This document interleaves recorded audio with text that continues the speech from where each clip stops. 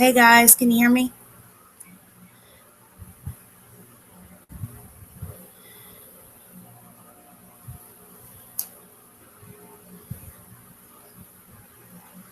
What about now? Can you hear me?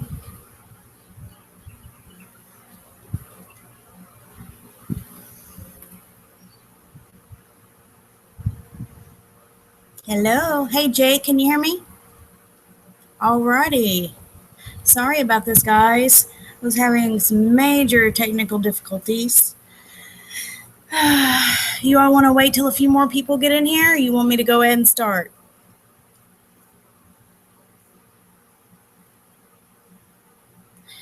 Sorry if the fan is blowing in my garage, so it's kind of hot, but that fan keeps me alive.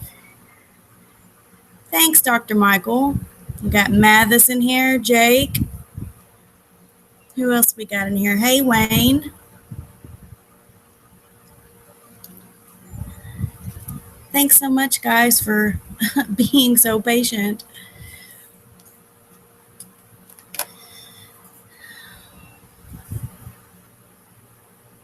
You can hear me now. Thank you. Awesome. I have 10 viewers. Hey, Keith. Me.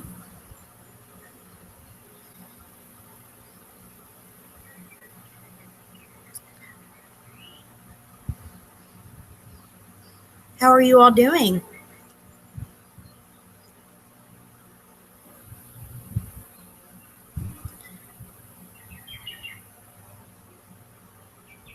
Yeah, maybe I'll do that.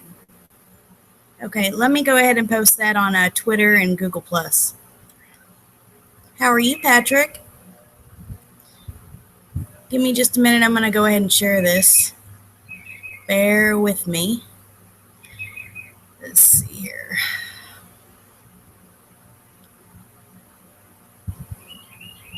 I'm glad you're doing great, Keith. Let's see. Hey, Patrick. How are you?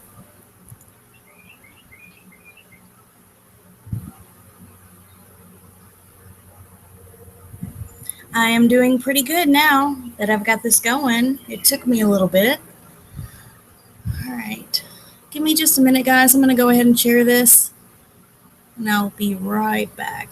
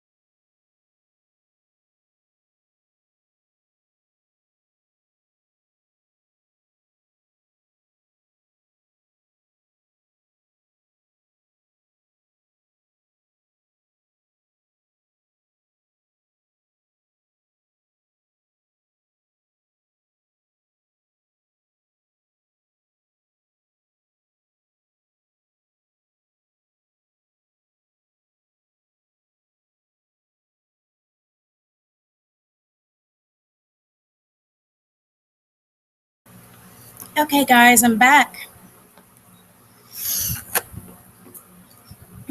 give it a few more minutes. I've shared that to Twitter and Google Plus, and also sent out an email to my followers.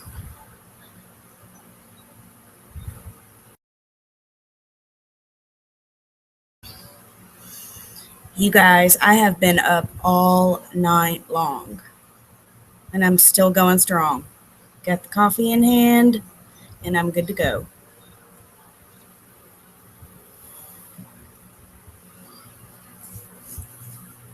Ghost love strong, Jake. Can you all still hear me okay?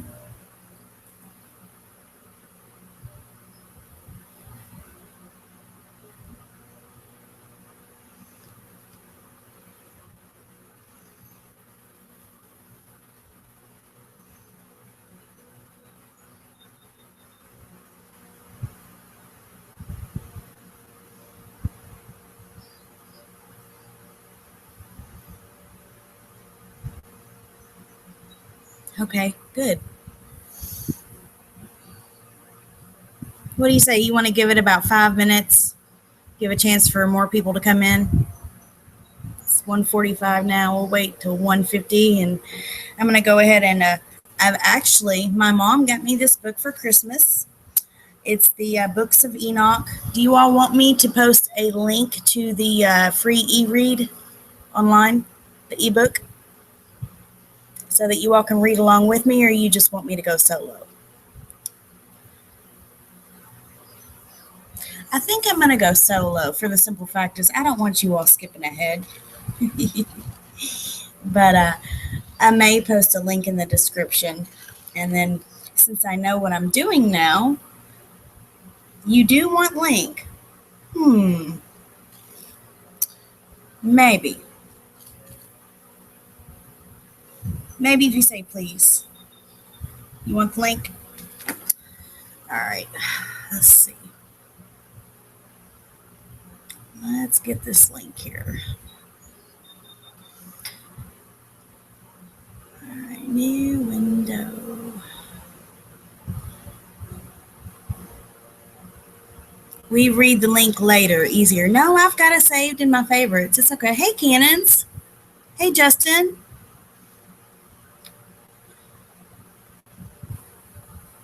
I'll post a link in the chat for you all.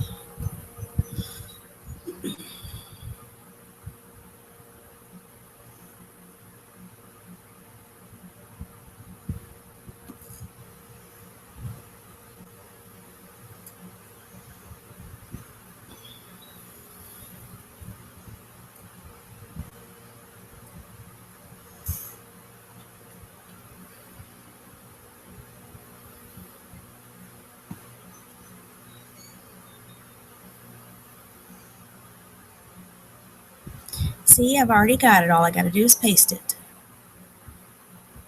All right, let's close this out. Oh no, just minimize this.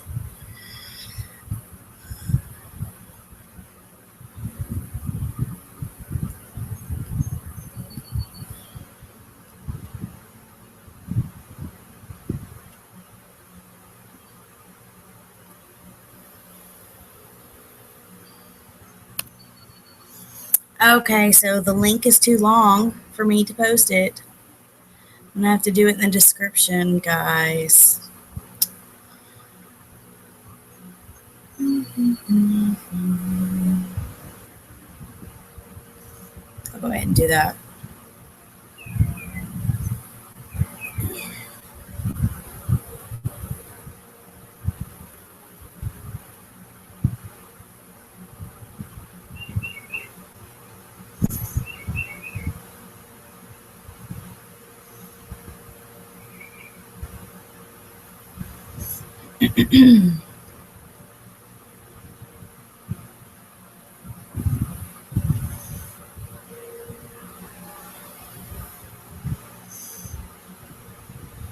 I just love you all for being so patient with me.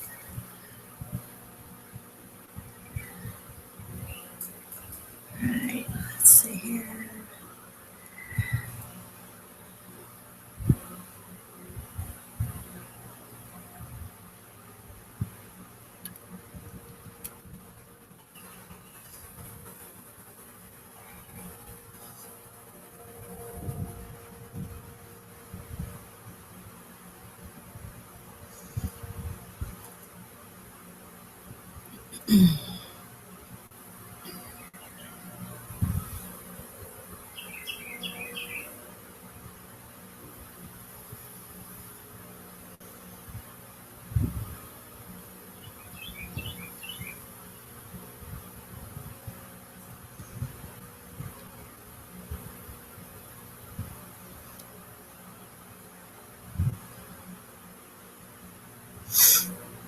Okay, that link should be in the description box.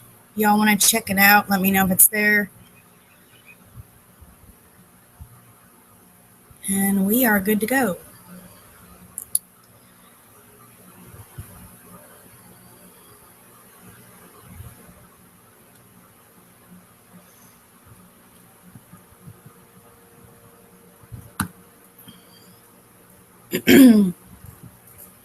You're welcome, Dr. Michael Miller, PhD.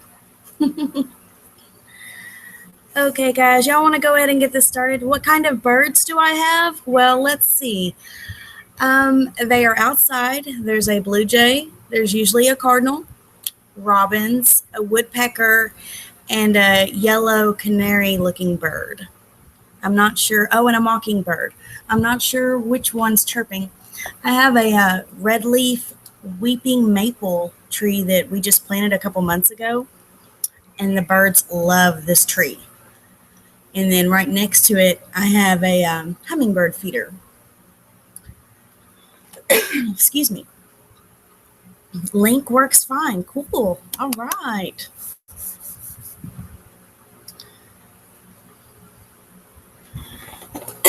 Allergies are kicking in, guys, so if I have to cough, I am so sorry.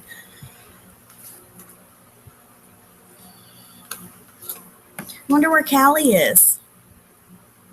Anybody? Hey, Cannon, do you want to send Callie 524 a message? Ask her where she's at. I know she was looking. She's at work, though. She said she was looking forward, but I don't think she knew that it was starting later. And you're welcome, Cannons, for the heads up. I had some very, very rough difficulties, technical difficulties. My computer kept freezing. It wouldn't start live. I had to call Casey and have him work me through this just to get it going. Actually, Casey's going to be live in about 3 hours on his channel, so we need to make sure to get that. Do I ever imitate him? It's fun sometimes they answer. What are you all talking about? What, the mockingbird? No, I have not tried to imitate him. Are you talking to me on the bird? I don't have any birds in a cage, though. They're just all outside. Sometimes I'll throw some food out there for them.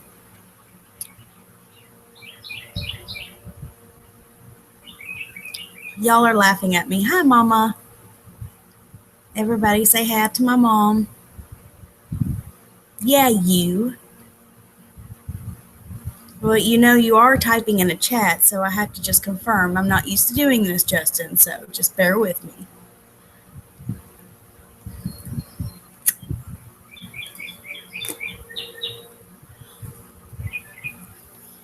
And them.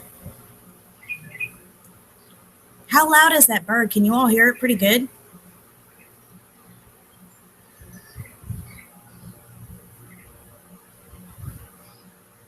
I kind of live out in the country. It's not in the city limits or anything. It's just kind of out here. I live in a subdivision, but the houses, they're not right on top of each other.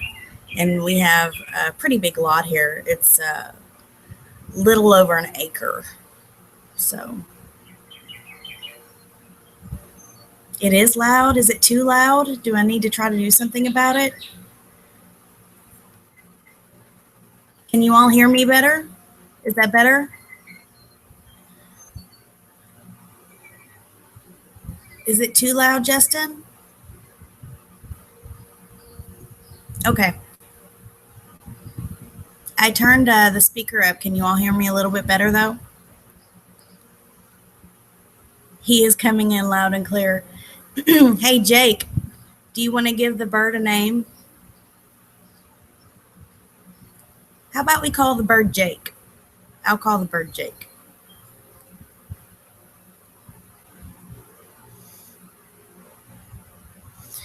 Yes, thanks, Casey. If you're out there, thanks for helping me out.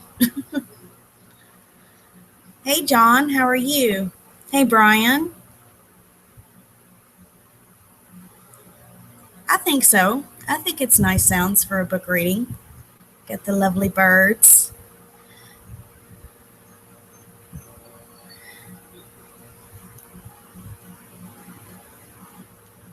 Okay, not sure how many people are here, but I think we're going to go ahead and get this started, you guys. Okay. There is in the description box, there's a free ebook download if you all want to read with me. This is the books of Enoch, the angels, the watchers, and the Nephilim, with extensive commentary on the three books of Enoch, the fallen angels, the calendar of Enoch, and Daniel's prophecy. And it's a volume containing the first book of Enoch, which is the Ethiopic book of Enoch, the second book of Enoch, the Slavonic secrets of Enoch, and the third book of Enoch, which is the Hebrew book of Enoch.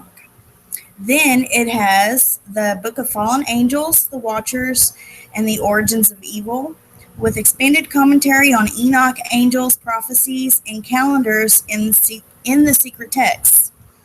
And the author is Joseph B. Lumpkin.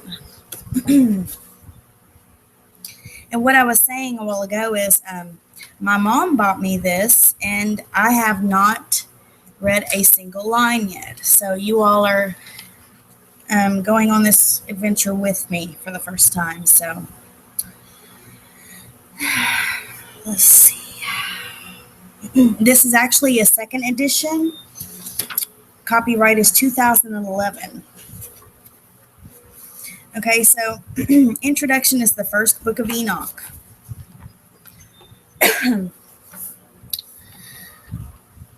Our search for deeper understanding often leads beyond the Bible itself. Even in our attempt to fully understand the Bible, we must go beyond the book. As we encounter references to social conditions, cultural practices, and even other writings mentioned within the scriptures, we are called to investigate and expand our knowledge in order to fully appreciate the context, knowledge base, and cultural significance of what is being taught. Thus, to fully understand the Bible, we are necessarily drawn to sources outside the Bible. These sources add to the historical, social, and theological understanding of biblical times. As our view becomes more macrocosmic, we see the paranormic setting and further understand the full truth within the scriptures. Yet, in the case of Enoch, we are not going beyond the Bible. We are simply going beyond our Bible. The book of Enoch is contained in the Bible of the Ethiopic Christian Church. And then it has popular texts among early Christians. To lead us to sources of information outside of our Protestant and Catholic Bibles, we must know which books were popular and important at the time the Bible was being written. There are several books mentioned in the Bible which are not included in our Bible. They are not spiritual canon, either because they were not available at the time the canon was originally adopted, or at the time they were not considered, in quote, inspired. In cases when inspiration was questioned, one could argue that any book quoted or mentioned by a prophet or an apostle should be considered as a spiritual canon. Unfortunately, this position would prove too simplistic. Books and writings can fall under various categories such as civil records and laws, historical documents, and spiritual writings.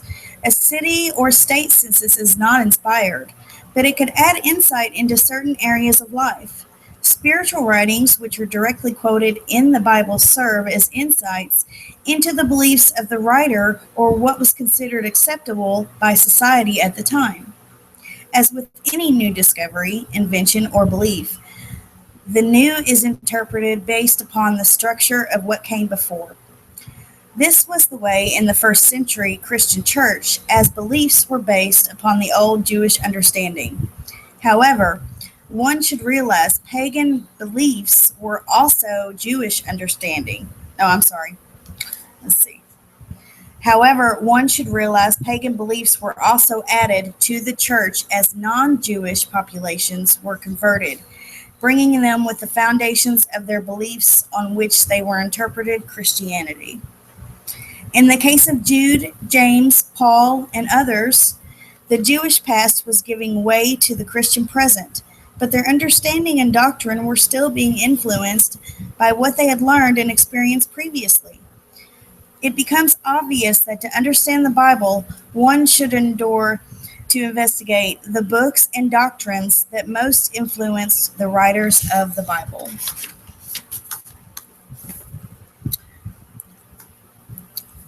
Okay, let's see. The Dead Sea Scrolls found in the caves of Qumran are of great interest in the venture of clarifying the history and doctrine and existence between biblical times and the fixing of canon. The scrolls were penned in the second century BC and were in use at least until the destruction of the Second Temple, in 70 AD. Similar scrolls to those found in Cave 4 within the 11 caves of the Qumran were also found at the Masada stronghold, which fell in 73 AD.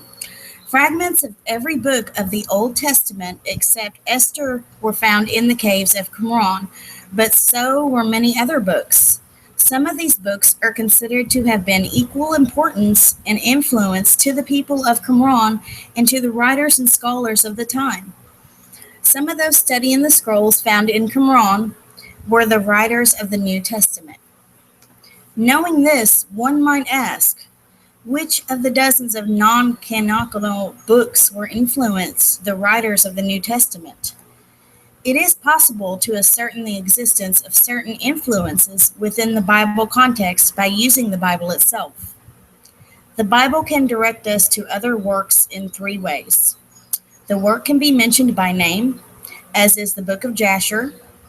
The work can be quoted within the Bible text, as in the case with the book of Enoch. The existence of the work can be alluded to, as is the case of the missing letter from the Apostle Paul to the Corinthians. Books mentioned in the Holy Bible. In the case of those books named in the Bible, one can set a list as the titles are named. The list is lengthier than one might at first suspect. Most of these works have not been found. Some have been unearthed, but their authenticity is questioned. Others have found, and the link between scripture and scroll is generally accepted. Following is a list of books mentioned in the Holy Bible.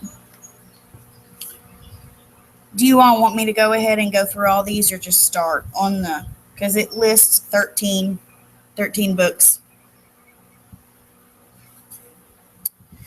I'm actually looking to where it talks about. This is something I can go over at the end. I kind of just want to get into it. Scrolls. Hey, Holly, how are you? Hey, Jason. All right, let's see. All right, let's start here. It mentions Book of Enoch, discovering it and dating it. Most scholars date the Book of Enoch to sometime during the 2nd century BC. We do not know what earlier oral tradition, if any, the book contains. Enoch was considered inspired and authentic by certain Jewish sects of the 1st century BC and remained popular for at least 500 years. The earliest Ethiopian text was apparently derived from a Greek manuscript of the Book of Enoch, which itself was a copy of an earlier text. The original was apparently written in the Semitic language, now thought to be Aramaic. I thought it was Arabic, but Aramaic. Excuse me for that. The Book of Enoch was discovered in the 18th century.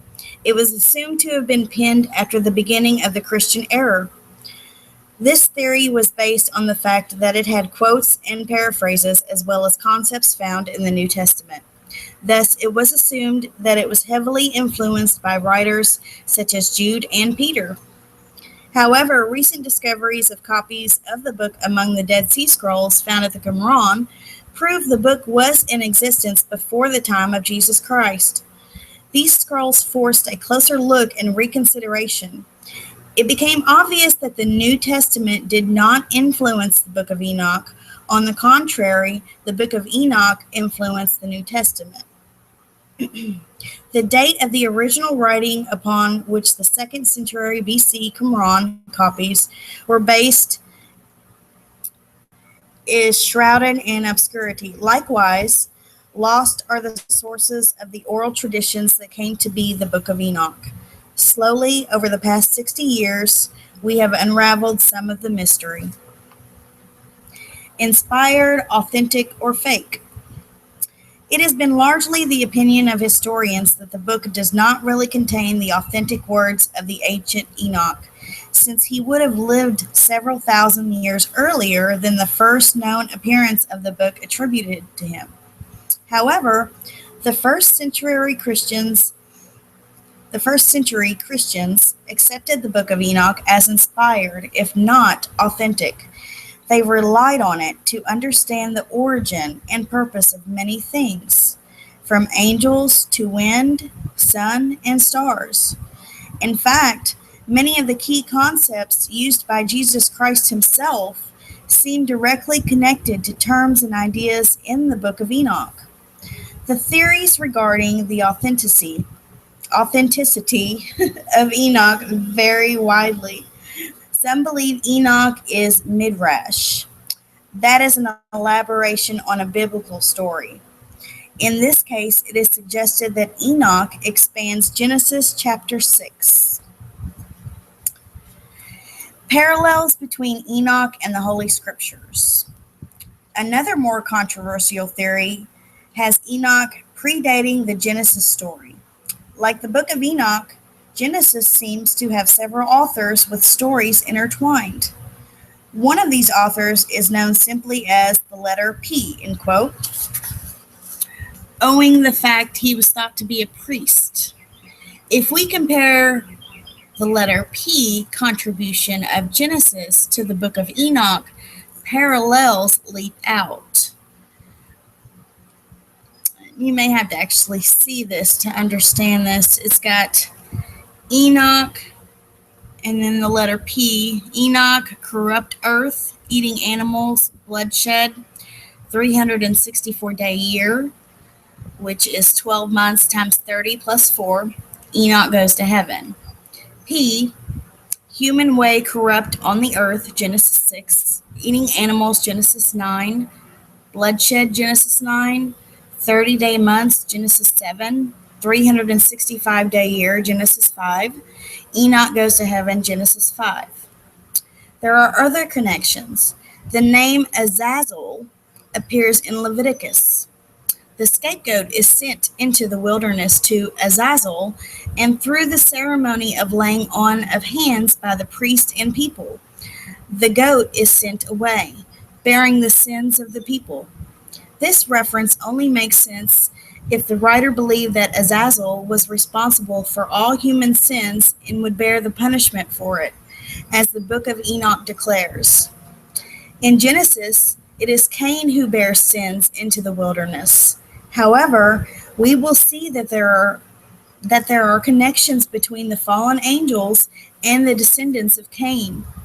The problem with such a connection between Enoch and Genesis is that it does not point to the direction of the transmission. We now can be reasonably sure that Enoch and Genesis are connected, but we cannot be certain which was recorded first.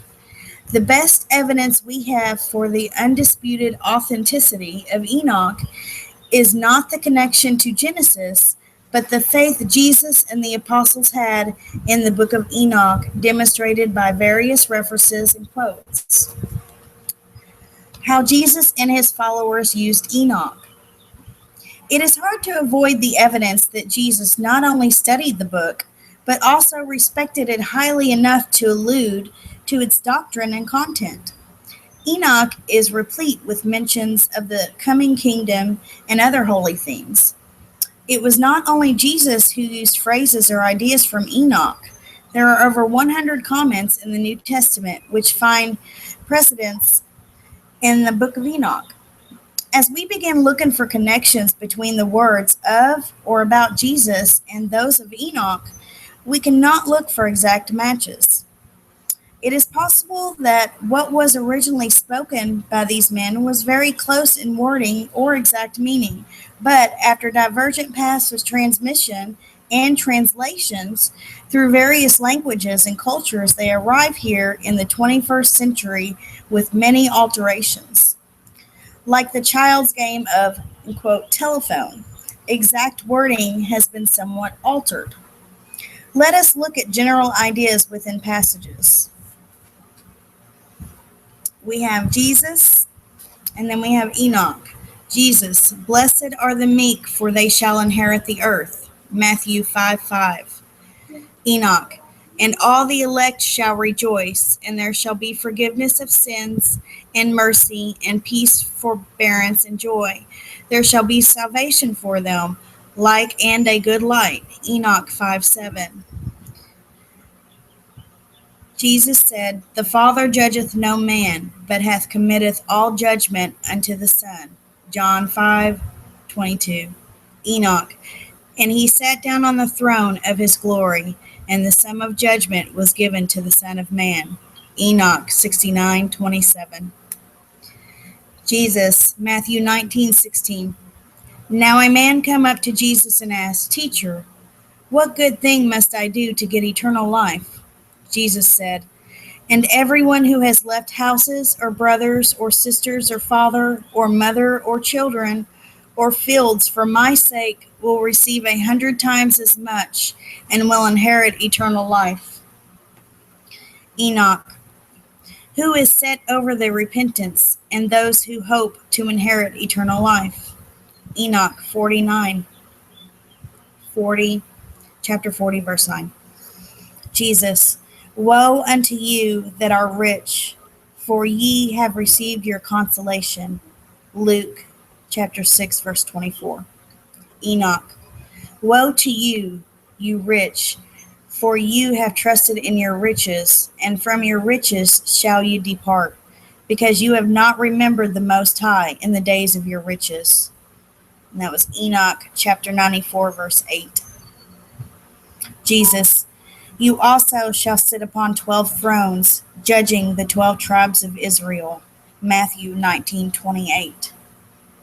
Enoch, and I will bring out in shining light whose have loved my holy name, and I will seat each on the throne of his honor. Glory. Enoch chapter 108, verse 12. Jesus, woe unto that man through whom the Son of Man is betrayed. It had been good for that man if he had not been born. Matthew 26, verse 24. Then we have Enoch.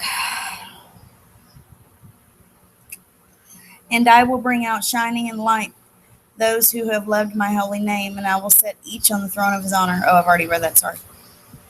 Where will there be the dwelling for sinners, and where there will be a resting place for those who have denied the Lord of spirits. It had been good for them if they had not been born. And that's Enoch chapter 38, verse 2.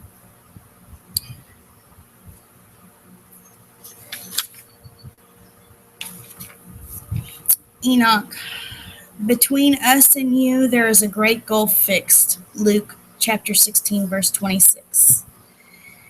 Enoch, then I asked regarding all the hollow places, chasm, why is one separated from the other? And he answered me and said to me, these three have been made that the spirits of the dead might be separated. That's Enoch chapter 22, verse 9. Luke chapter 1, verse 32. He will be great and will be called the Son of the Most High. The Lord God will give him the throne of his father David, and he will reign over the house of Jacob forever. His kingdom will never end. Enoch. On that day my elect one shall sit on the throne of glory, and shall try the works of the righteous, and their places of rest shall be. That's Enoch chapter 45, verse 3.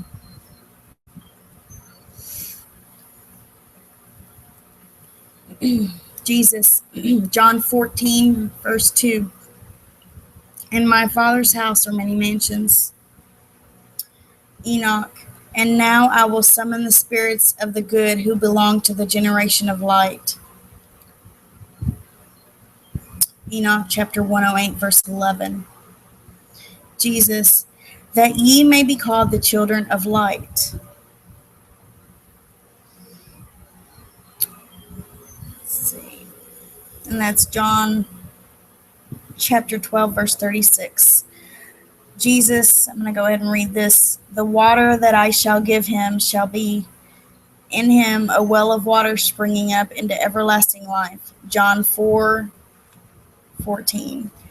Enoch, and in that place I saw the spring of righteousness, which was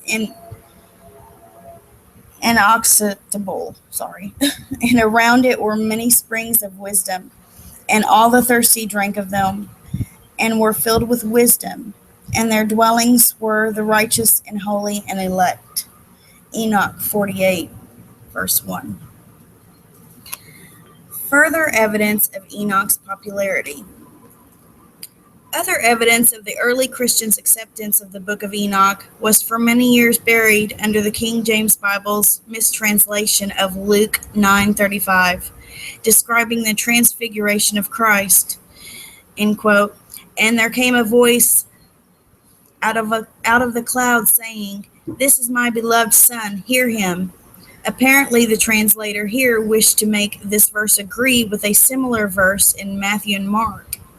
But Luke's verse in the original Greek reads, "This is my Son, the elect one." From the Greek, literally, the elect one, hear him. The elect one is a most significant term found 14 times in the book of Enoch. If the book was indeed known to the apostles of Christ, with its abundant descriptions of the elect one, who should, in quote, sit upon the throne of glory, and the elect one who should, in quote, dwell in the midst of them, then the great scriptural authenticity is justly accorded to the book of Enoch. Then the voice out of the cloud tells the apostles, "This is my Son, the elect one, the one promised in the book of Enoch." The book of Jude also tells us in verse 14 that Enoch, the seventh from Adam, prophesied. Jude also in verse 15 makes a direct reference to the book of Enoch, chapter 2, verse 1, where he writes, "To execute judgment on all, to convict all who are ungodly." As a matter of fact, it is a direct word-for-word quote.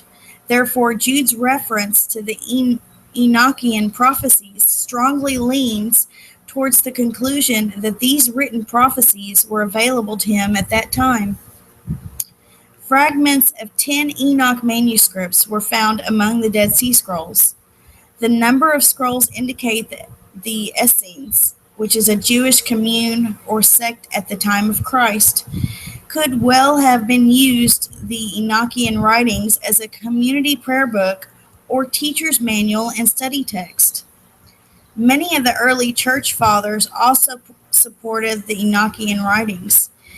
Justin Martyr ascribed all evil to demons, whom he alleged to be the offspring of the angels who fell through lust for women, directly referencing the Enochian writings.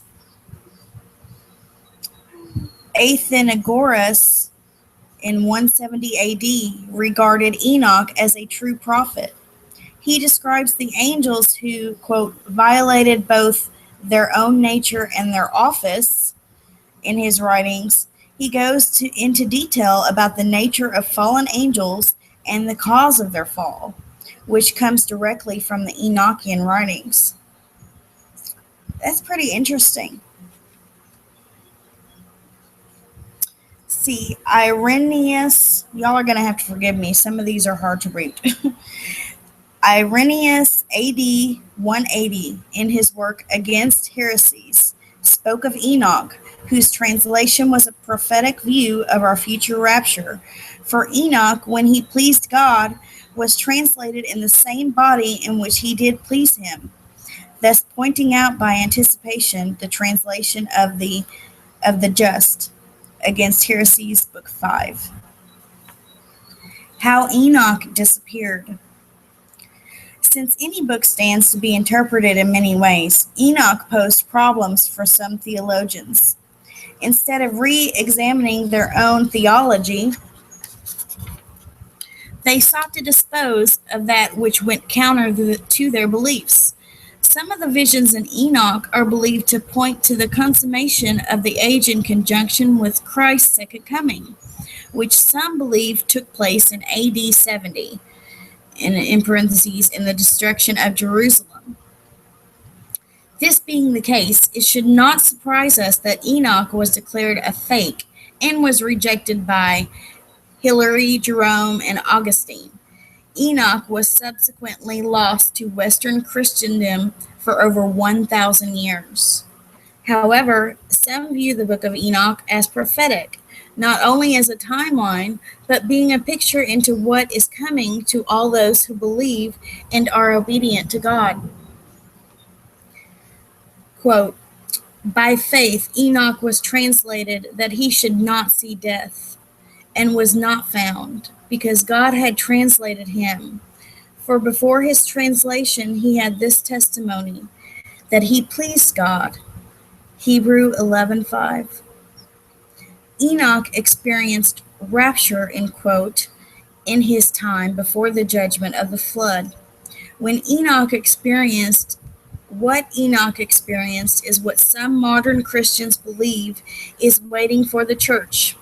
1 Thessalonians 4:15 through 17 promises Jesus that will descend from heaven with a shout, with the voice of the archangel and the trumpet of God, and the church will be taken up, or, quote, raptured, to meet him in the air. I myself don't believe in the rapture, but that's another story. I know we'll be taken up with him, but as far as, pre, post, trib, yeah, it'll happen when it happens. Enoch supports biblical end-time prophecy. The book of Enoch may inform and prepare us for coming events. Some believe that there are prophecies contained in the book of Enoch that are as applicable as those written in the books of Daniel and Revelation. The prophecies within Enoch are presented in several ways. There is a list of weeks, much like those of Daniel. There are a list of animals and their actions towards each other. There is a list of generations defining a timeline. Enoch's 70 generations was also a great problem. Many scholars thought it could not be made to stretch beyond the first century. Copies of Enoch soon disappeared. Indeed, for almost 2,000 years, we knew only the references made to it in the Bible. Without having the book itself, we could not have known it was being quoted in the Bible, sometimes word for word, by Peter and by Jude. The Lord, having saved a people out of the land of Egypt, afterwards destroyed them that believed not, and angels that kept not their own principality, but left their proper habitation. He hath kept in understanding bonds under darkness unto the judgment of the great day, even as Sodom and Gomorrah, and the cities about them, in like manner, are set out as examples. That's Jude 5:7. For if God spared not the angels when they sinned, but cast them down into hell, and committed them to pits of darkness, to be reserved unto judgment. It's 2 Peter 2:4. To what extent other New Testament writers regarded Enoch as scriptural canon may be determined by comparing their writings with those found in Enoch. A strong possibility of influence upon their thought and their choice of wording is evidenced by a great many references found in Enoch, which remind one of passages found in the New Testament. Okay, I'm going to stop right there and get a drink. Are you all enjoying yourself? Am I going too fast? Do I need to slow down?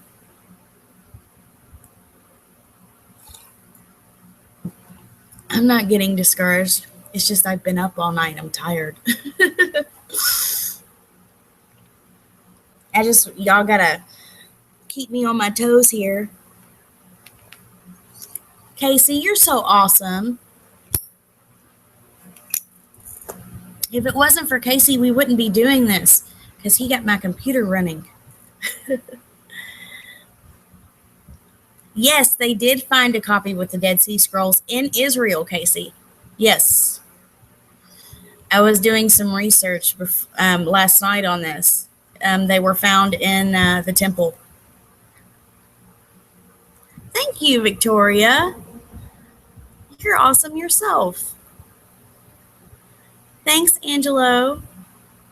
Is that how you say it? Angelo or Angelo? Angelo Manera? Sorry if I mispronounced your name. I'm sorry. I love you too, Casey. I kick A's. Lightning Smalls. Y'all are awesome. Casey says the NWO got caught with their pants down. The copy they found was from 350 BC. Huh. Angelo. Cool. Thanks. I'll remember that one. If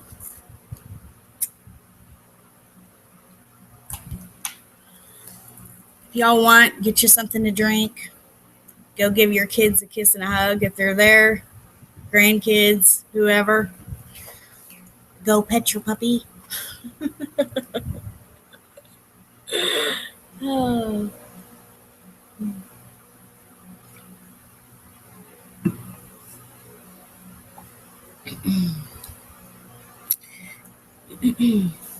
So next thing I'm going to read, it's going to be about famous Christians who accepted Enoch. So seems pretty interesting. I hope we can get through this in 3 days. It is 364 pages. You have a cat. Go pet your kitty cat.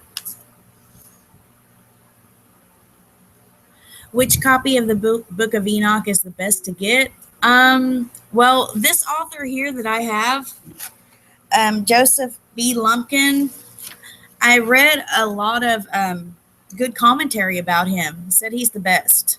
I know there's several different sets of Enoch. I know somebody was commenting earlier that they had the first 3 books, which are actually in this book, but it's not like the full. Lucy, you got some explaining to do. Not too fast. What? I sent them to the 8-inch wading pool right outside the door. Good kiddos. Ha ha ha. What do you mean, Mom? Not too fast?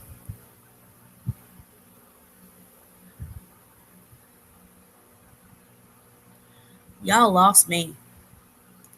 I'm so used to modding and watching the chat, and now I'm lost because I'm sitting here trying to catch up with you guys. Now I'm just lost. You are better than the famous people you defeating lightning twice. Oh, yeah. Yeah. I did get struck by lightning twice. Super Smalls. Yes, Super Smalls. It's Kim Talk Live, everybody. It's what I'm going to start calling it. Kim Talk Live. Or Smalls Talk Live. Or K Short Stuff Live. How many generations do you think we've had? In my opinion, if we take from when Israel became a nation, it was 1947. So if you take 70 generations from 1947, we'll have, it's either 2017 or 2018 will be 70 generations. Oh, before my time. Yes. I got you, Casey.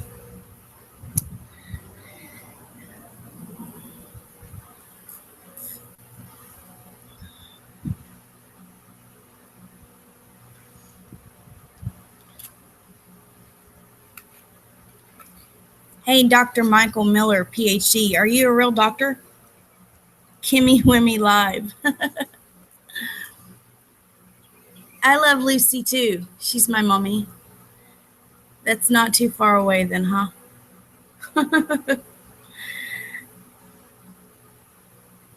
Are you serious? You just started dating Benjamin Netanyahu's great-granddaughter? Are you kidding with me? And Jello. Are you serious?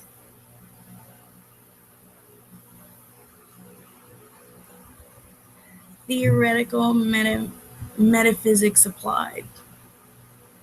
Awesome.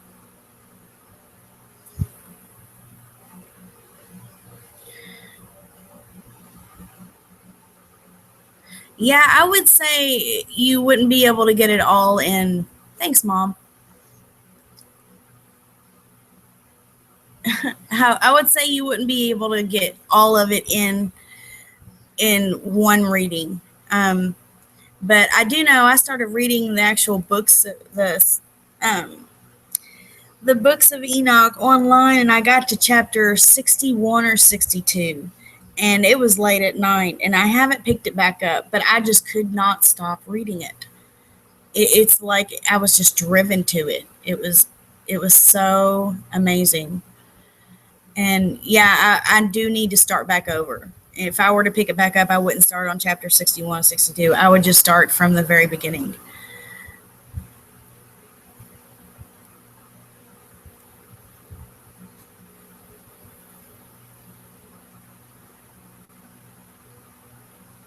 Oh, well, that's good. I'm glad she's sweet. Good for you, Angelo.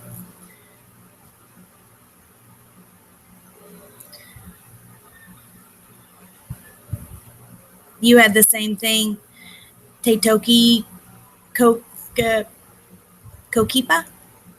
No joking. Well, I believe you. It's missing a bunch of chapters. I need a better edition.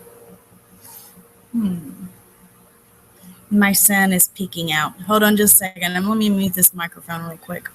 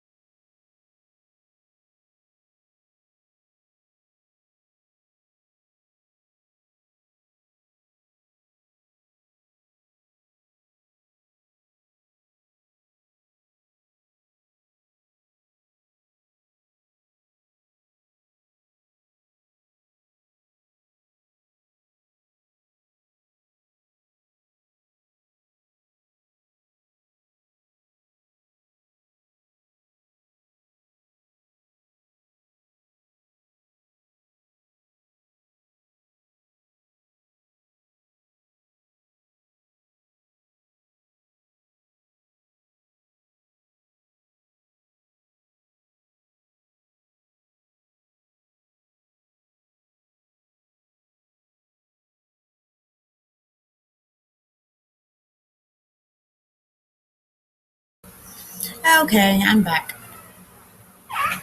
Had to get my son a popsicle out of the freezer. These kids are going to eat all the cherry ones and not leave any for me. It's okay.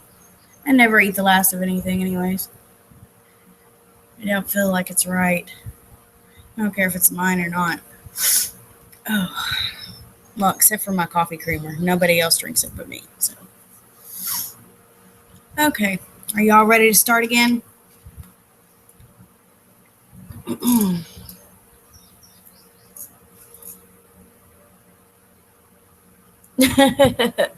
Angelo, I tell him, let me see you wobble wobble, let me see you shake it, shake it. Funny. All right, here we go. Famous Christians who accepted Enoch. Enoch was also referenced in other writings, such as the Book of Jubilees, which is canon in the Ethiopic Christian Church, and the Book of Giants, in which one of the fallen angels is called by the name of Gilgamesh. You know that one, don't you, Casey? The Book of Enoch seems to be a missing link between Jewish and Christian theology, and is considered by many to be more Christian in its theology than Jewish. It was considered scripture by many early Christians. The literature of the church fathers is filled with references to this book. The early second century apocryphal book of the Epistle of Barnabas makes many references and quotes from the book of Enoch. Second and third century church fathers like Justin Martyr, Irenaeus, Origen, and Clement of Alexandria all seem to have accepted Enoch as authentic. Tertullian, 160 to 230 AD, even called the Book of Enoch Holy Scripture. The Ethiopian Coptic Church holds the Book of Enoch as part of its official spiritual canon. I did not know that. So let me reread that. The Ethiopian Coptic Church, and that's Ethiopian Coptic is COPTIC Church, holds the Book of Enoch as part of its official spiritual canon. It is widely known and read the first 3 centuries after Christ. This and many other books became discredited after the Council of Laodicea, that's Laodicea, and being under ban of the authorities, it gradually disappeared from circulation.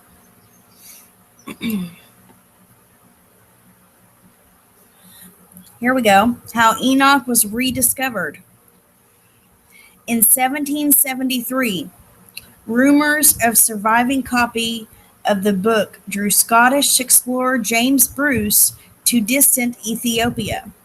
He found the Book of Enoch had been preserved by the Ethiopian Church, in which put it right alongside the other books of the Bible.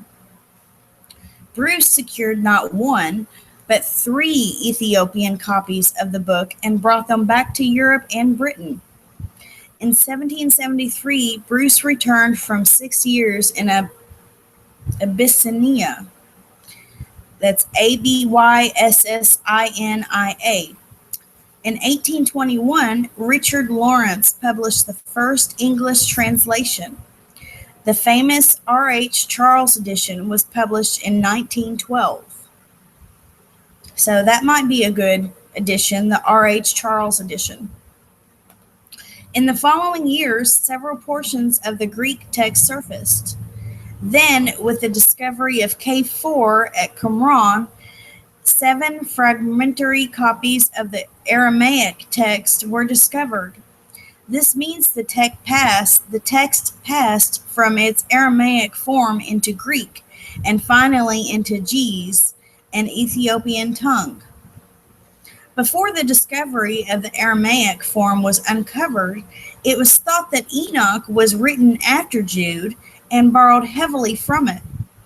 However, after the discovery of Enoch among the texts in Qumran, scholars had to re-examine the evidence. Enoch not only existed long before the biblical book of Jude, it is now obvious that both Jude and Peter read, believed, and borrowed heavily from Enoch. This makes the book of Enoch, the first book of Enoch, one of the earliest apocalyptic books.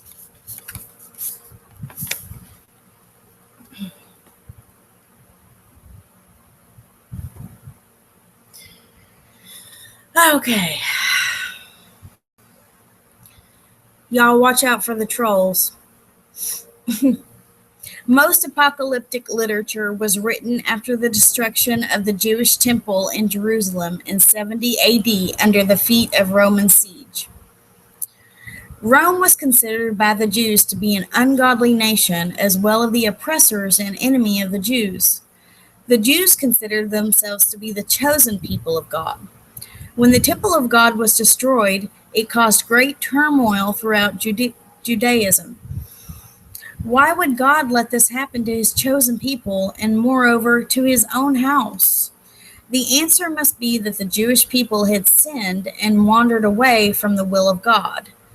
If this were true, then when the Jewish nation repented and came back to God, he would avenge them by allowing the Jews to conquer and crush their enemies.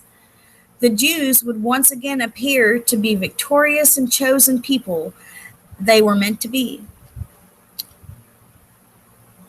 The return of the Jewish nation to the strict will and law of God and the battle and victory through God's help is the basis of most apocalyptic literature. This is not the case in the first and oldest section of the book of Enoch.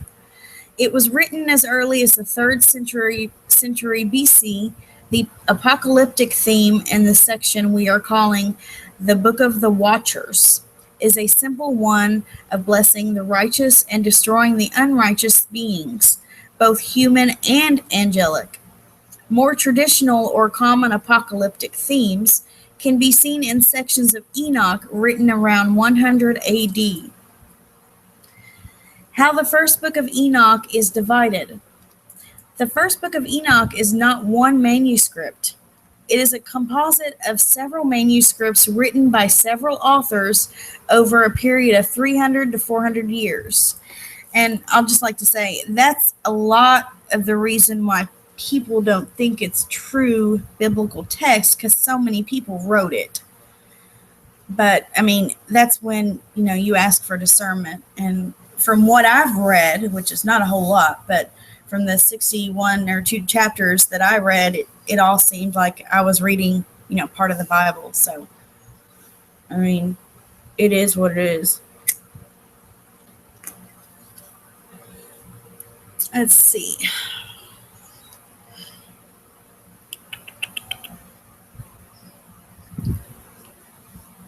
The Book of Enoch is composed of 6 main parts. These sections can be subdivided further.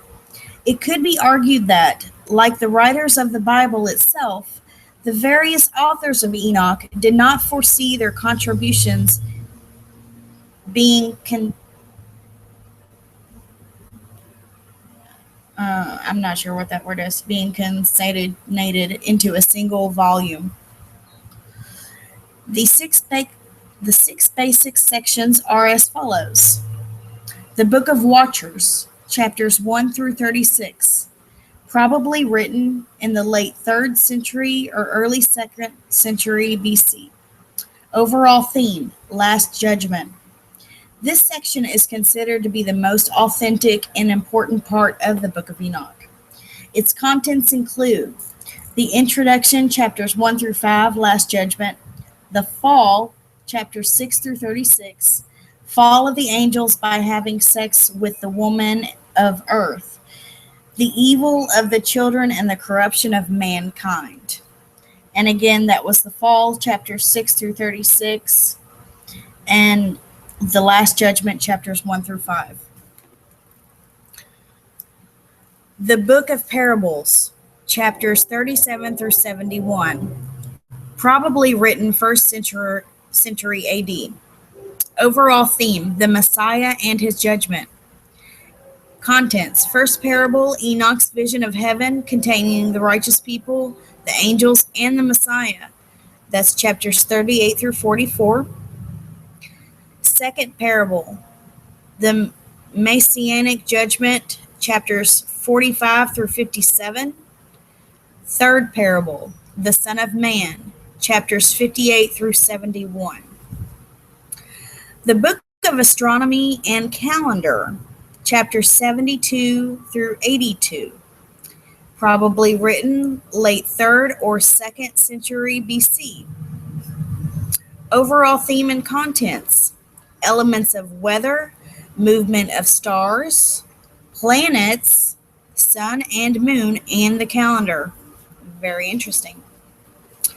The Book of Visions, chapters 83 through 90, probably written 165 to 160 BC, thought to be written around the time of the revolt led by the Maccabees. And that's Maccabe as in boy, EES as in Sam. Overall theme, judgment and history. Contents, first vision, the deluge as the first judgment, chapters 83 through 84. Second vision, a history of Israel until the revolt, that's chapters 85 through 90. The Book of Warnings and Blessings of Enoch, chapters 91 through 104. Probably written early 2nd century BC. Overall theme, warnings, blessings, and an apocalypse. Contents, the prophecy of the apocalypse of weeks, chapters 91 and 93. What will befall sinners and the righteous, chapters 94 through 104. Later additions to the text, Book of Noah, chapters 105 through 108. Probably written 2nd century BC. Overall theme, Noah and Methuselah. Contents, this section of the book seems to be added as an afterthought. It consists of fragments from other books, such as the Book of Noah. When the Book of Enoch was found along with other scrolls around the Dead Sea, the Book of Parables was not included. This was because that section was added later. In addition, the Book of Watchers and the Book of Visions were already joined and intact. Trustworthiness of the Enochian calendar.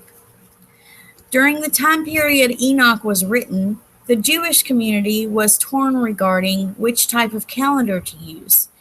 Enoch seems to taught a solar-based calendar that is 364 days long, with a week added as needed to make up for the missing a day and a quarter.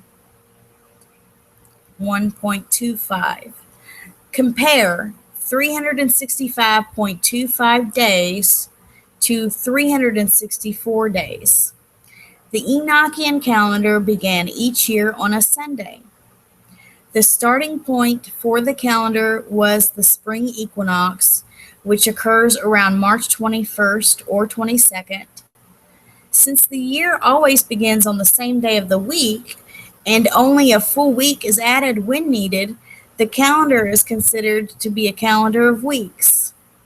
To put this in perspective, simply assume that instead of adding a day every 4 years as we do, a week would be added every few years as needed to align the beginning of the years as close to the first Sunday after the equinox. Now assume New Year's comes, not on January 1st, but on March 21st. Although this is a bit of an oversimplification, it is basically the way the Enochian calendar functioned. The Book of Enoch tells of the sun traversing the heavens through a number of gates. The passage through the various gates represented segments of a day. The Enochian day is not divided into 24 hours, but into 18 segments of 1 1/3 hours each. Thus, each segment lasted 80 minutes. More detailed information on the calendar will be presented at the end of this book when we discuss its application to the prophecy of Daniel. Good, because I'm already lost. Are you lost, Casey? Are you still in there? Were you writing all that down? The Book of Enoch tells of the sun traversing the heavens through a number of,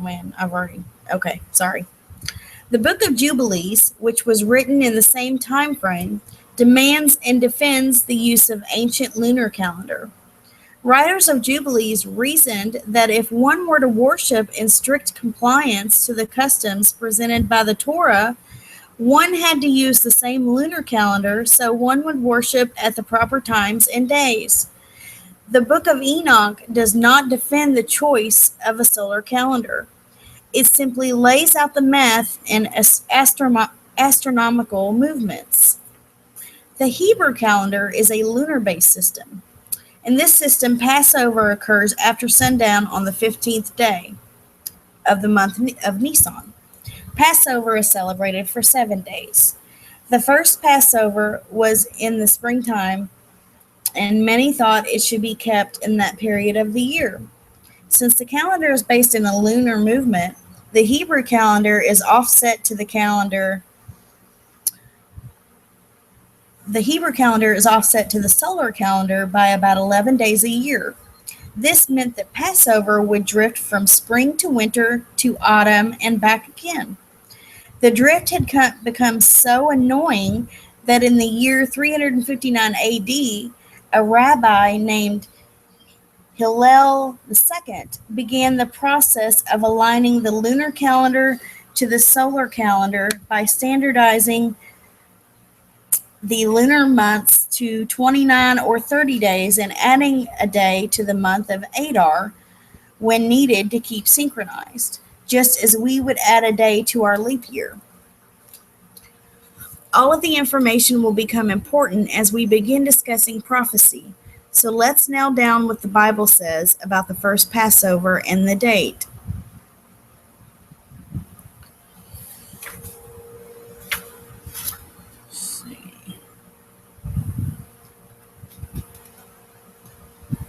Just a second. Let's see. All right. Just looking over this real quick.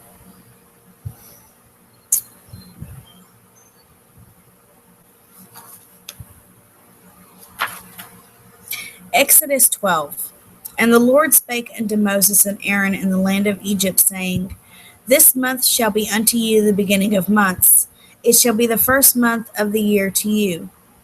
Speak ye under all the congregation of Israel, saying, In the 10th day of this month thou shalt take to them every man a lamb, according to the house of their fathers, a lamb for an house. And if the household be too little for the lamb, let him and his neighbor next unto his house take it according to the number of the souls. Every man according to his eating shall make your count for the lamb. Your lamb shall be without blemish, a male of the first year. Ye shall take it out from the sheep, or from the goats. And ye shall keep it until the 14th day of the same month. And the whole assembly of the congregation of Israel shall kill it in the evening. And they shall take of the blood and strike it on the 2 posts on the upper doorpost of the houses, wherein they shall eat it. And then they shall eat the flesh in that night, roast with fire and unleavened bread, and with bitter herbs they shall eat it. Eat not of it raw, nor sodden at all with water, but roast with fire, his head with his legs, and with the purtenance thereof. And ye shall not let nothing of it remaineth. Sorry, my screen keeps going off. And they shall, let's see. And ye shall let nothing of it remaineth until the morning, and that which remaineth of it until the morning ye shall burn with fire. And thus shall ye eat it, with your loins girded, your shoes on your feet, and your staff in your hand, and ye shall eat it in haste. It is the Lord's Passover. For I will pass through the land of Egypt this night, and will smite all the firstborn in the land of Egypt, both man and beast, and against all the gods of Egypt I will execute judgment. I am the Lord. And the blood shall be to you for a token upon the houses where ye are. And when I see the blood, I will pass over you, and the plague shall not be upon you to destroy you when I smite the land of Egypt. And this day shall be unto you for a memorial, and ye shall keep it a feast to the Lord throughout your generations. And ye shall keep a feast by ordinance forever. 7 days shall ye eat unleavened bread. Even the first day ye shall put away leaven out of your houses. For whosoever eateth leavened bread from the first day until the seventh day, that soul shall be cut off from Israel. And in the first day there shall be an holy convocation. And in the seventh day there shall be an holy convocation to you. No matter of work shall be done in them, save that which every man must eat, that only may be done of you. And ye shall observe the feast of unleavened bread. For in this selfsame day I have brought your enemies, or I have brought your armies out of the land of Egypt. Therefore shall ye observe this day in your generation by ordinance forever.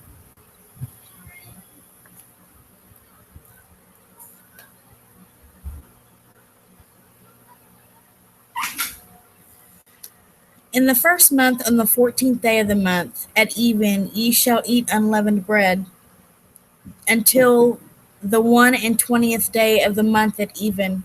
7 days shall there be no leaven found in your houses. For whosoever eateth that which is leavened, even that soul shall be cut off from the congregation of Israel, which he be a stranger or born in the land. Ye shall eat nothing leavened. In all your habitations shall ye eat unleavened bread. Then Moses called for all the elders of Israel, and said unto them,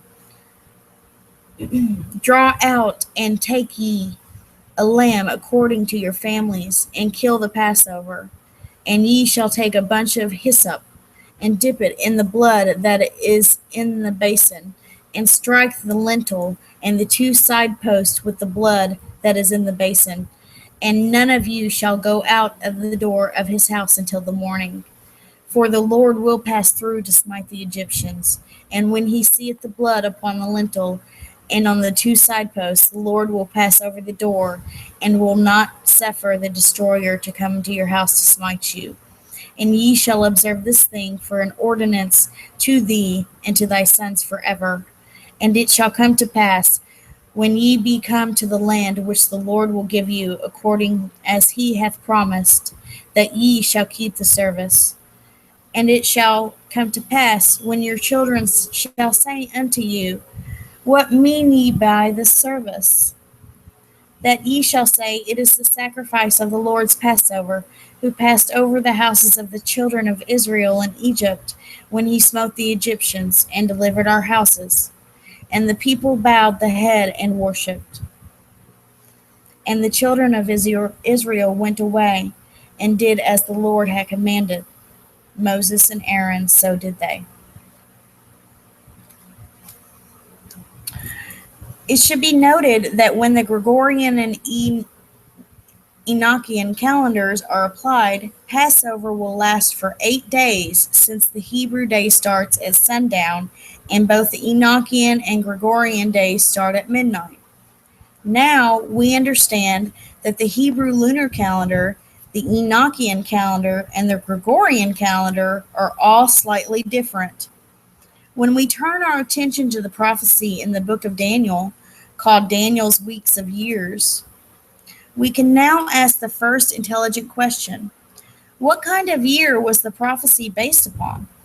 You will find an in-depth explanation of the application of the Enochian calendar to prophecy in the explanation of the application. Okay, I'm repeating myself, I'm sorry. You will find an in-depth explanation of the application of the Enochian calendar to prophecy in the section titled The Calendar for Enoch's and Daniel's Prophecies, starting on page 158 of this book. For now, let us turn our attention back to the book of Enoch. Okay. First Enoch, second Enoch, and three Enoch. Three different texts. Do y'all want to take another break? Can you all hear me? What happened?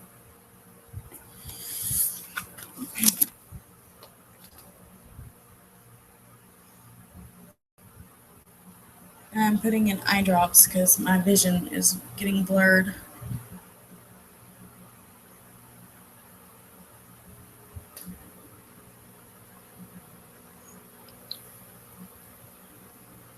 Is everything okay?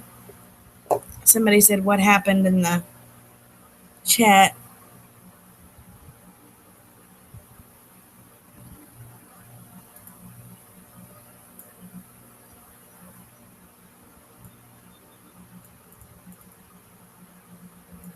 Okay. Hey, Josie. It cut off for a couple of minutes. Nobody else said anything, so I guess we're all good. Okay. I'm gonna get my eyes adjusted. Take a drink.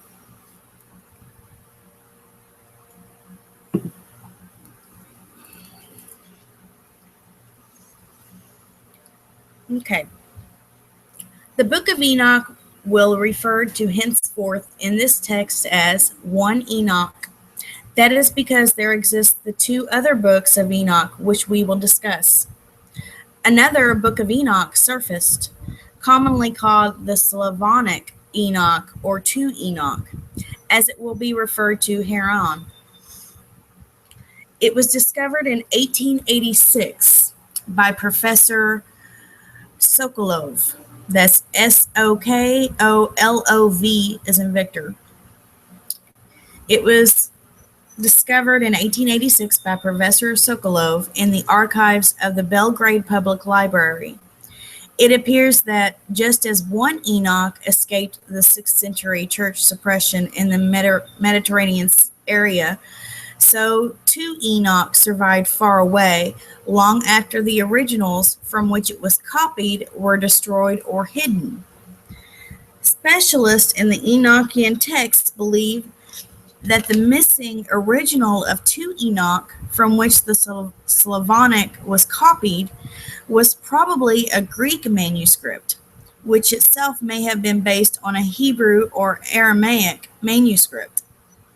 2 Enoch has evidence of many later additions to the original manuscript. Unfortunately, later additions and the deletion of teachings considered erroneous rendered the text unreliable. Because of certain references to dates and data regarding certain calendar systems in 2 Enoch, some claim the text canon be earlier than the 7th century AD. Some see these passages not as evidence of Christian authorship, but as later Christian interpolations into earlier manuscript. Enochian specialist R.H. Charles, for instance, he states that even the better of the 2 Slavonic manuscripts of 2 Enoch contains interpolations and is, in textual terms, corrupt. The last book of the Enochian tradition is the 3rd book of Enoch, also known as the Hebrew book of Enoch, or as referred to herein 3 Enoch. 3 Enoch is a wealth of mystical knowledge. The book claims to be authored by Rabbi Ishmael, a highly respected and brilliant priest living between 90 and 130 AD. And that's Rabbi Ishmael. That's Ishmael. However, no fragments have been found dating earlier than around 400 AD. The book was written in Hebrew, but has a few Latin and Greek words and cognates.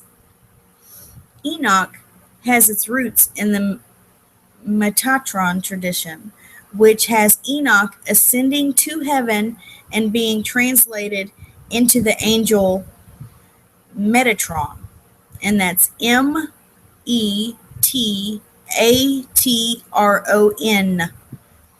He is then given authority over the angels and earthly nations, much to to the protest of the angelic host. The amount of mystical information, along with the angelology contained in the book, is unraveled. 3 Enoch is obviously a continuation and expansion of the Enochian traditions of 1 and 2 Enoch, which are drawn on for the story's foundation. 1 Enoch is most accepted. We shall examine the 3 books of Enoch separately in this book, with the understanding that it is only 1 Enoch that is considered inspired by some and canon by the Ethiopic Christian Church. The books of 2 and 3 Enoch have been of little influence within mainline Christianity. However, 1 Enoch addressed in this work is of major and amazing influence within the modern Christian world, informing our beliefs and concepts of angels, demons, and the world to come. The translations used for this work are taken from both the Richard Lawrence and R. H. Charles manuscripts, in addition to numerous sources and commentaries. The texts were compared and rendered for easier reading by the modern American English reader, as some phrasing from the 18th and 19th centuries may seem somewhat clumsy to our 21st century eyes. When there are clear differences in various texts, a word is added in parentheses to show both paths of translations. In addition to the translation notes, there are biblical references showing how the Book of Enoch contains various Old Testament sources, or how the 1 Enoch was quoted, referenced, or was possibly used as a source document for also the New Testament writers. These biblical references, as well as quotes from the other ancient sources, are I cannot read this. My eyes are so blurry right now. Are and the chapters and verse noted. Notes and commentaries from the author are kept in plain text, leaving the bold text to be the Book of Enoch. Let us now proceed to 1 Enoch. Let's see. I'm going to look over this real quick. Let's see how long this is.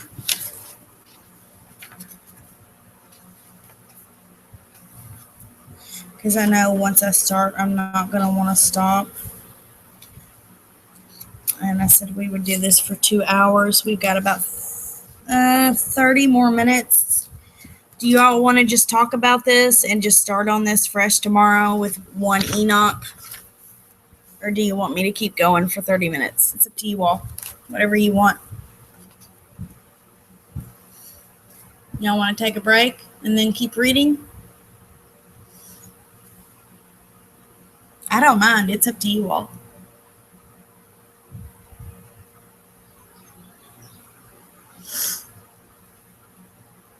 Don't stop. Keep going. Well, I'm going to mute this real quick, take a little break, and I'll be right back. Give me about 3 minutes.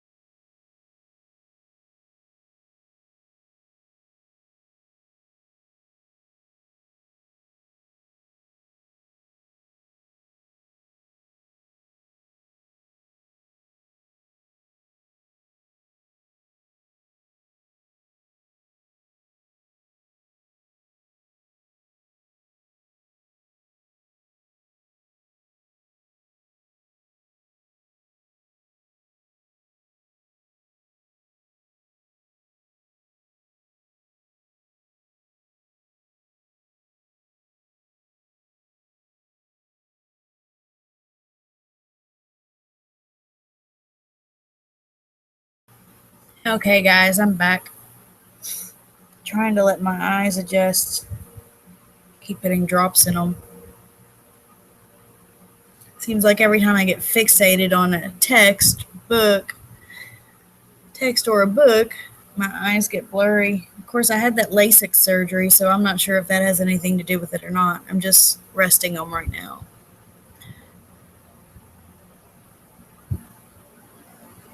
Yes, they have. They've disappeared. It shows only 6 viewers right now.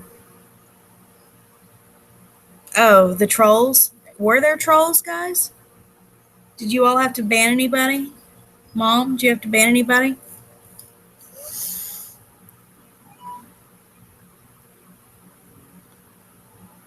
Oh, you shot them in Jello? Vitamin shortage.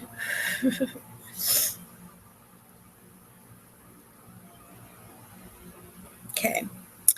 All right, I'm going to read until 3:30 and then cut it off. And please just, hey, coffee man. Yes, I have my coffee. Okay. We're just now, if you're just joining us, we're just now getting in 1 Enoch. I read a lot of the commentary, first of the book. So here we go. The first book of Enoch, 1 Enoch, the Ethiopic book of Enoch.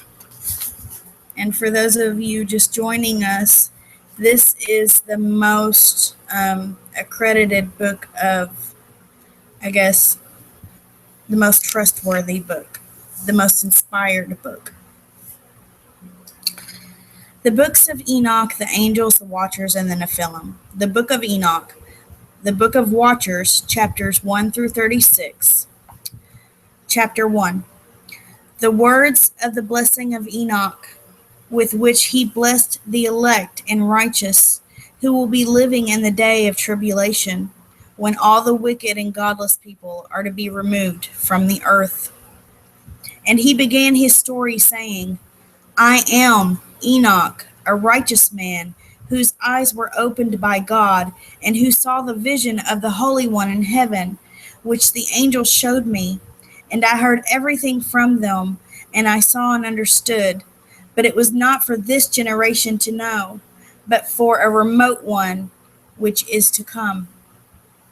As I began my story concerning the elect, I said, the Holy Great One will come out from his dwelling, and the eternal God will tread on the earth, even on Mount Sinai, and appear in the strength of his might from heaven. And all shall be very afraid. The watchers shall shake, and great fear and trembling shall seize them all the way to the ends of the earth. And the high mountains shall be shaken, and the high hills shall be laid low, and shall melt like wax in the flame. And the earth shall be completely torn apart, and all that is on the earth shall be destroyed, and there shall be judgment on all.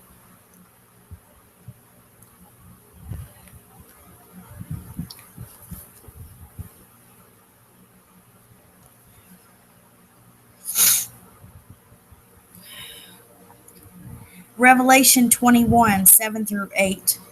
He who overcomes will inherit all this, and I will be his God, and he will be my son. But the cowardly, the unbelieving, the vile, the murderers, the sexually immoral, those who practice magic arts, and the I can never say this word, idolaters, and all liars, their place will be in the fiery lake of burning sulfur. This is the second death. Enoch 1, verse 8. But with righteous he will make peace, and will protect the elect, and mercy shall be on them. And they shall all belong to God, and they shall prosper, and they shall be blessed, and the light of God shall shine on them.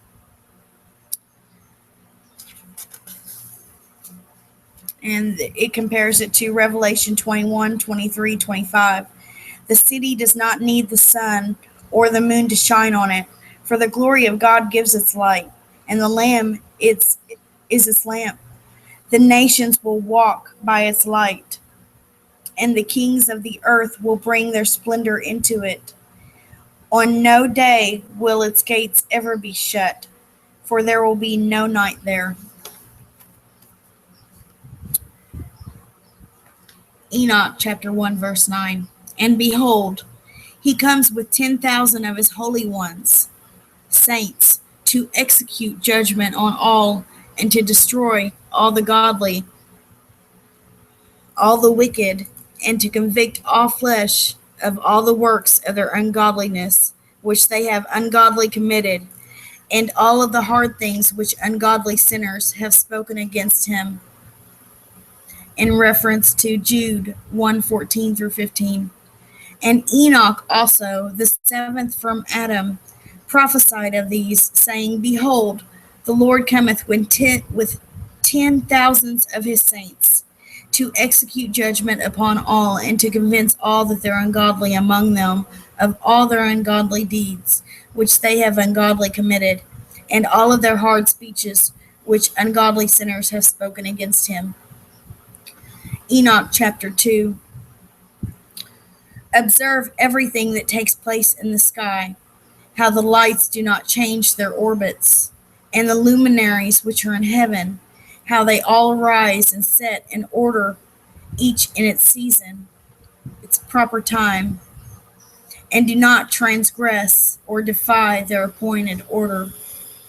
Consider the earth and understand the things which take place on it, from start to finish, how steadfast they are, how none of the things on the earth change, but all the works of God appear to you. Behold the summer and the winter, how the whole earth is filled with water, and clouds and dew and rain lie on it. Observe and see how, in the winter, all the trees seem as though they had withered and shed all their leaves, except 14 trees, which do not lose their foliage, but retain the old foliage from 2 to 3 years until the new comes. And again, observe the days of summer, how the sun is above the earth, and you seek shade and shelter because of the heat of the sun, and the earth also burns with growing heat. And so you cannot walk on the earth or on a rock because of its heat. Observe how the trees are covered with green leaves, and how they bear fruit. Understand, know, and recognize that he lives forever, that he that lives forever made them this way for you. And all his works go on before him from year to year forever, and all the work and the task which they accomplish for him do not change, and so it is done. Consider how the sea and the rivers in like manner accomplish their course, but do not change because of his commandments. But you have neither held to, nor have you done the commandments of the Lord. But you have turned away and spoken proud and hard words with your unclean mouths against his greatness. O ye hard-hearted, you shall find no peace. Therefore shall you curse your days, and the years of your life shall perish, and the years of your destruction shall be multiplied, and in eternal curse you shall find no mercy. This references Deuteronomy 11:26 through 28. See, I am setting before you today a blessing and a curse. The blessing, if you obey the commands of the Lord your God that I am giving you today. The curse, if you disobey the commands of the Lord your God and turn from the way that I command you today by following other gods, which you have not known. Enoch. And this is actually chapter 5, verse 6. In those days you shall make your names an eternal curse to all the righteous, and by you shall all who curse, and all the sinners and godless shall curse you forever, and for you, the godless, there shall be a curse. And all the elect shall rejoice, and there shall be forgiveness of sins, and mercy, and peace, and forbearance, and joy. Hold on. Sorry, something popped up on my screen.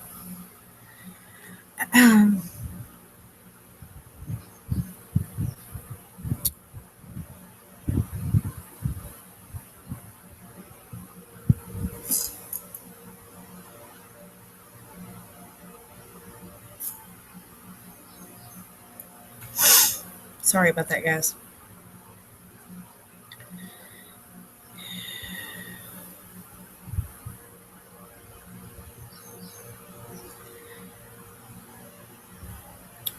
Okay, I'm going to start over with verse 7. And all the elect shall rejoice, and there shall be forgiveness of sins, and mercy and peace and forbearance and joy. There shall be salvation for them, like and a good light. And for all of you sinners, there shall be no more salvation. And for all of you sinners, there shall be no salvation, but on you all shall abide a curse. But for the elect, there shall be light and joy and peace, and they shall inherit the earth. And then wisdom shall be given to the elect, and they shall all live and never again sin, either through forgetfulness or through pride. But those who are given wisdom shall be humble, and they shall not again transgress, nor shall they sin all the days of their life, nor shall they die of the anger or wrath of God, but they shall complete the number of days of their lives, and their lives shall be increased in peace, and their years will grow in joy and eternal gladness and peace all the days of their lives.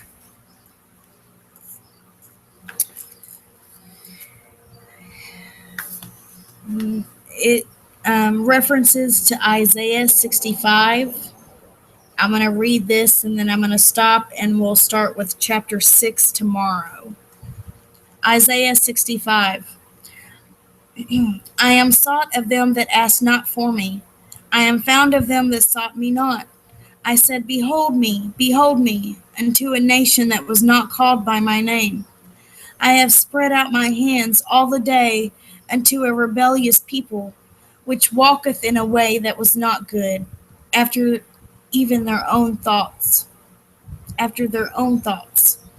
A people that provoketh me to anger continually to my face, that sacrifice in gardens, and burneth incense upon altars of brick, which remain among the graves, and lodge in the monuments, which eat swine's flesh, and broth of abdominal things in their vessels, which say, stand by thyself, come not near to me, for I am holier than thou.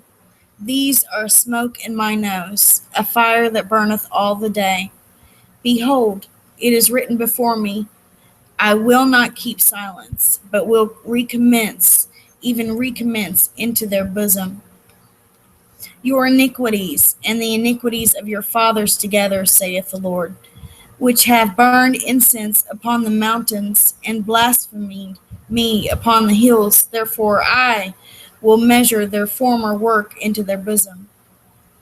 Thus saith the Lord, as the new wine is found in the cluster, and one saith, destroy it not, for a blessing is in it. So will I do for my servants' sakes, that I may not destroy them all.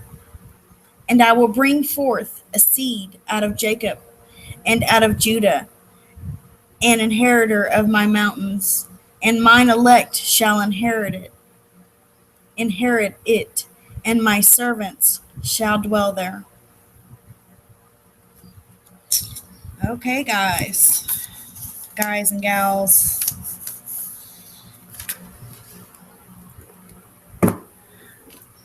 Well, we are going to start chapter 6 tomorrow. I hope you all enjoyed yourselves. The chat should stay up for a few minutes. I think it's about 10 minutes after the broadcast is over. Thank you all so much for listening and supporting me and being there for me. And pray for me as I will pray for you all. You all are a blessing to me. Thank you so much. Oh, my eyes are really blurry. Well, let me see who all's in the chat. I'll give you all a shout out. There's Angelo. There's Coffee Person. Lucy's World, Mama. Dr. Michael Miller, PhD. Tatoki Kopika.